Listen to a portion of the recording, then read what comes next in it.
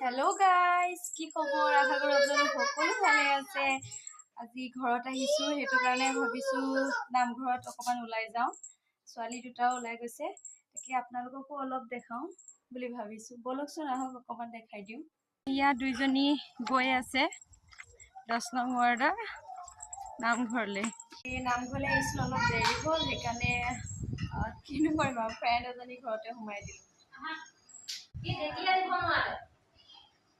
নামঘৰৰ পৰা আহিয়ে ওচৰৰ এগৰাকী খুৰী হয়, এয়া মাহেঁত আৰু এগৰাকী